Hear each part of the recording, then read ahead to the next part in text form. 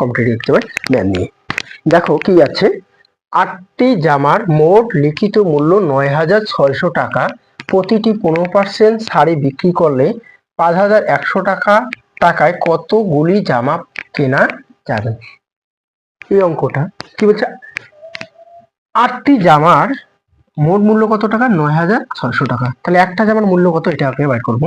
তাহলে 9,600 টাকাকে আমরা 8 দিয়ে যদি ভাগ করি কত হচ্ছে, তাহলে 8কে 8, তাহলে 9 এর মধ্যে 8 গেলে থাকে 1, 1 10 16, 8 2 16, 2 শূন্য এটা বের দিলাম। একটা করে জামার মূল্য কত, 1,200 টাকা। এবার কি বলছে দেখো, প্রতিটি 15% ছাড়ে বিক্রি করলে, 15% ছাড়, তাহলে 100তে দেয় কত টাকা ছাড়, 15 টাকা ছাড়। তাহলে 100তে যদি 15 টাকা ছাড় দেয়, তাহলে কত টাকা, 1,200 টাকা ছাড় কত দেয়, তাহলে 1,200 টাকা বেশি ছাড় দেয়, বেশিটা উপরে গেল, নিচে আসলে 100 গুণন 15।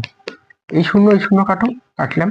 তাহলে এটা দিয়ে এটাকে গুণ করো, 12 আর 15কে গুণ করলে কত হয়, 5 গুণ 10, 10 শূন্য, হাতে 1, 5কে 5, 5 আর 2 7, 7 আর 1 8, 8 এককে 1, কত হলো 180। ছাড় দেয় কত, 180 টাকা। কত টাকা ছাড় দেয়, 1,200 টাকায়।